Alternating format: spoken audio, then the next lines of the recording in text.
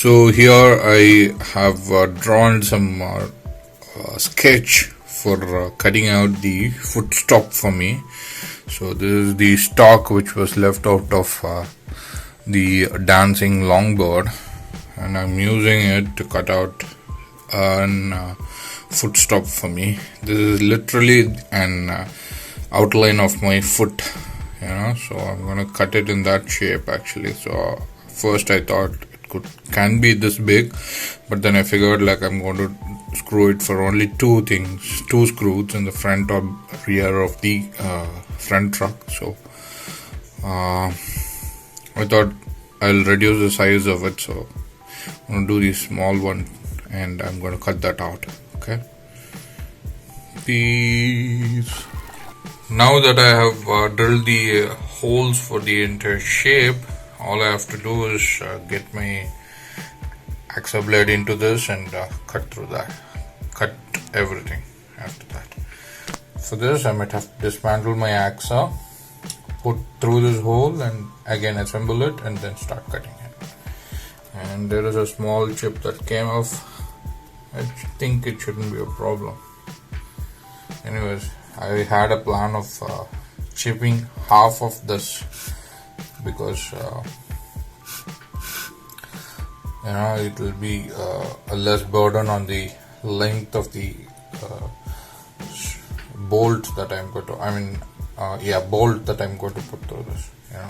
So peace.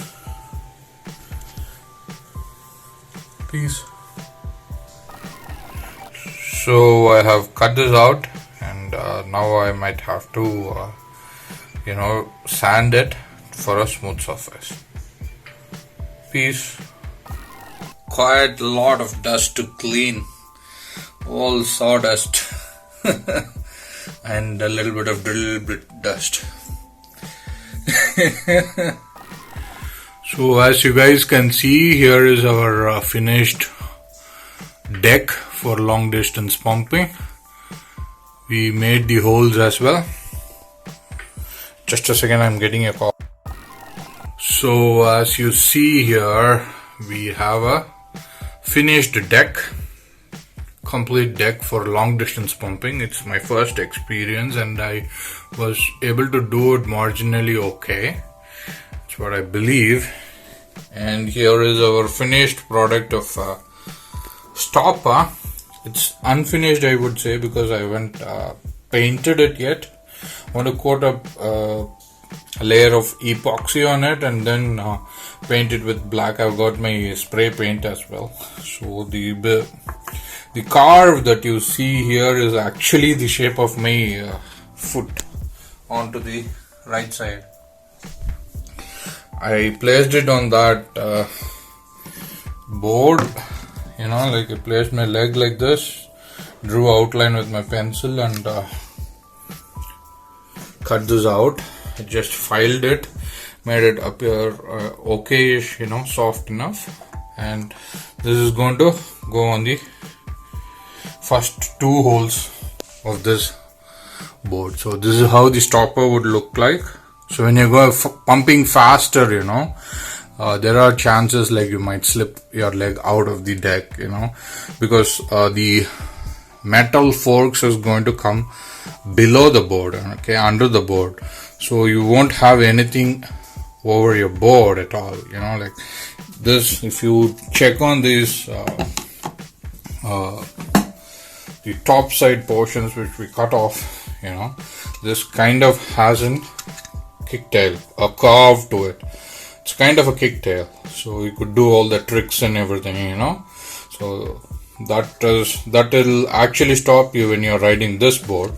But since we have cut this off, and when you're going to ride fast, and if there is going to be rains, and if there is going to be wet surface on your board, there are chances like even though you have a grip tape, your legs might come off.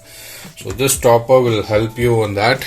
And when you're going at high speeds, your natural instinct while pumping is like your front and back and front foot is going to be here, not on this sides, both sides. like expanded.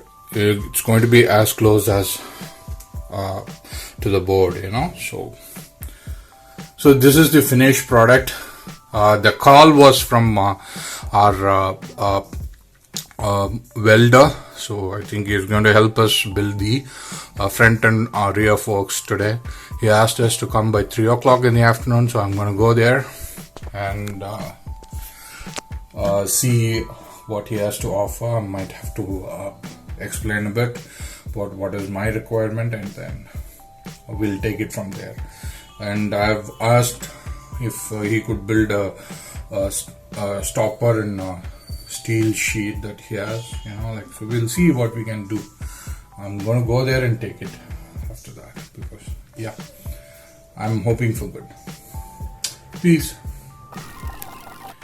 So now that I have agreed to meet the welder, so here are my thoughts on the pattern of things that happened, or the things that I dealt with the welder since the beginning of this project.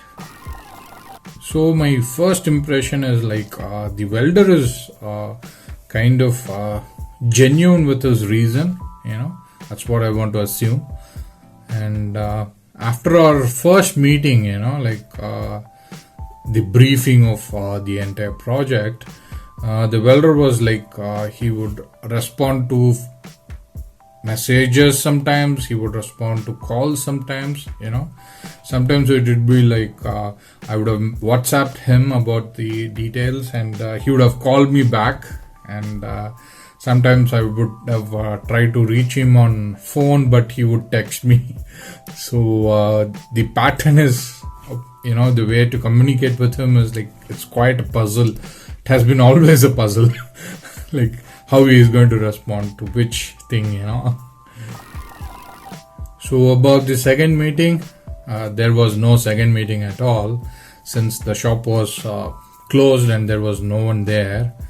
And we tried to reach him over phone, then he called us back and said he won't be coming today. And then later we came to know at the nick of time he has WhatsApp messages he won't be able to make it today, and all that fuzz. And we went back home. We carried the entire setup to the shop and came back home empty-handed. I'm still with you, all the things to carry. So about the third meeting, there was no third meeting anyways, but the welder wasn't there in the shop as we went, carrying all the deck and entire setup over there, and his assistant kid was there. He called him, and we spoke to the welder and said we will reschedule this meeting to some other day, and we had to come back. With the dream of building the project, and with the weight of the entire longboard setup, and nothing has begun as of now. So the pattern is the welder is postponing things. He's not prompt in answering the calls or messages. He's kind of vague, and it's very unpredictable. But I should say he's in touch with us, though not the reason is genuine, or I assume to be genuine. He's been in touch with us all the time. I would say he's playing hard to get and really tough to deal with, which I'm getting used to, by the way. So the rescheduling kind of happened today, and if you're going to meet, and it's going to be the fourth meeting with him, and my heart says I should give him one more chance, and I only wish the communication is kind of more frequent and transparent hereafter. The project hasn't begun yet. We are still in talks. On my side, I have already begun the project. I've cut the deck and everything. So let's hope for good.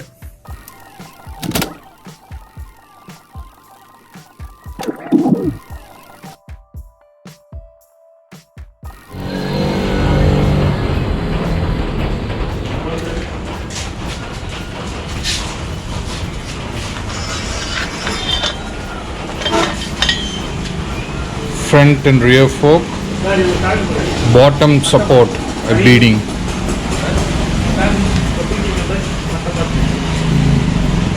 Peace.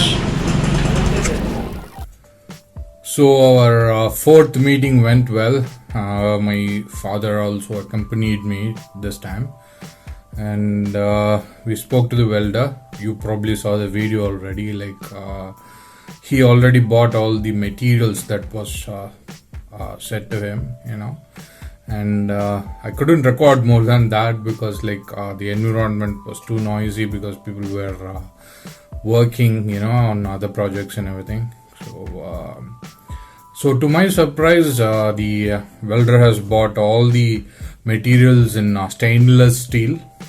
He told me stainless steel, but he also told me it would be of 12 mm thickness, but whatever I found there was all 4 mm thickness. And to my surprise, he also bought the central support as well. So I have to change the design in the last minute right now because I was only imagining for the front fork and the rear fork. And central support, I asked him to keep it as light as possible because the board, the deck, the trucks, the hardwares, the wheels, the bearings and everything, it was almost 3.5 kg or something. So if I'm going to add these stainless steel plates, the front and rear fork would be easily more than a kilo or 2, and the central support alone, the material that he has got was 6 kgs. So the board will be too heavier for me to lift or ride or to navigate. So I have to reduce the weight as much as possible. So I have to change the design in the last minute.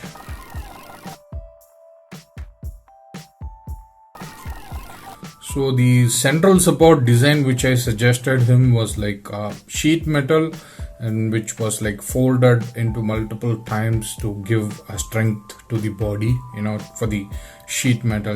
That was my plan because it will be lighter and it will also hold the pressure from the deck that I'm going to give. So that was my plan. Since he has bought it in stainless steel, I might have to use that material as well because it's much more durable and stronger, but I have to reduce its weight. So I thought of some new design, and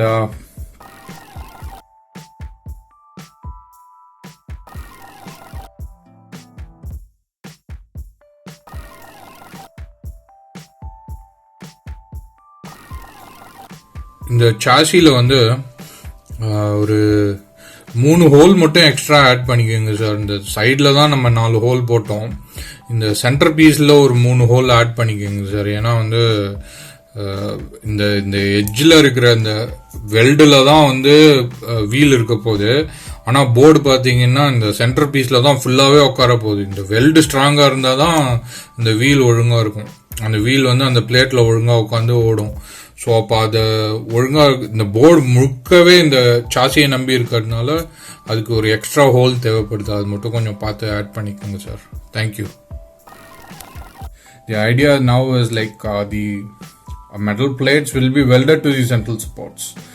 There won't be metal plates separately. There will be an entire central support and the front fork extended from the end of the central support. So this design is something inspired or similar to a board called mongoose board. That mongoose board is a mountain board actually. It's designed for mountain board.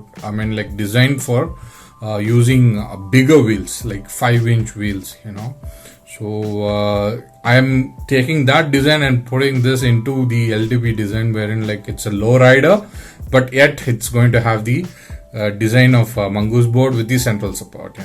So that's my idea. So I drew it on his notebook as well, and he said okay, and he was happy with the design. He seemed to be very kind of understanding about what's going on and what I'm trying to say. And he was also interested about my other project, about the land paddling project, wherein I need to modify the bamboo stick. Initially I thought of adding some galvanized pipe in the center support so that I can cut the bamboo into two and screw and unscrew, and so that it will be easy for me to carry the bamboo stick, the land paddle, with me, the DIY land paddle. But from the wonderful rapport we have and the wonderful timing this project is taking off, it's taking, so I had so much confidence, and I was so happy that let's do this project first, the LDP project first, and if it comes and shapes well, we will think of that land pedal project, because the welder and team was like, they were also interested in helping me out with the land paddle project. So I was like, let we finish this first, and if we do it well, and we'll think about that. So that was my state of mind. I didn't say him that, but I told him like, let's just go ahead with this. We'll finish this and we'll think about that later. So I explained to him everything and gave an advance. Which actually covers the entire cost of the materials that he bought just now. And myself and my father left the place, hoping that we'll take this project further some time later. Hope it happens sooner. So the reference images which I sent to the welder was like from the website called Black Dog Skate Shop. It was a combination of aluminium and stainless steel design, wherein like front fork is of aluminium and the rear fork was made out of stainless steel. Okay, so since the welder has bought everything in stainless steel, I was actually happy that it's going to be more durable and stronger. So after coming home, I kind of refined my idea of the central support and drew something on my notebook and sent him the reference images and what to do with it, the instructions to do certain things to that central support via WhatsApp. And luckily and happily he has seen those videos and the design and everything. He said like he has to take it to a different place for to cut this central support, because it's doing it with the angle grinder, it's not going to be easy for him, it won't come straight or something, he might do some mistakes. So he said like he have to take it to a different place for cutting that, and he has to take it to another place wherein he'll be drilling some holes to the central support. And same with the front and rear forks, wherein like he have to take it to a different place to drill holes. I have already sent him the measurements for the holes, how the old school skateboard holes will be placed, how the new school skateboard holes will be placed, for the longboard as well, and what will be the diameter of those holes he has to punch in and drill in actually. And all these details have been given to him. So he said like he might need some time, so I thought I would give him how much ever that he asked for, and I just want the project to shape well. So everything was done from my side, like the pre-planning and the visualization and the effort to communicate what I want to build and everything, seems to have done much very clear and nice from my side. I hope he also understood what I was saying, and now it's like let's wait and hope like this will shape up well.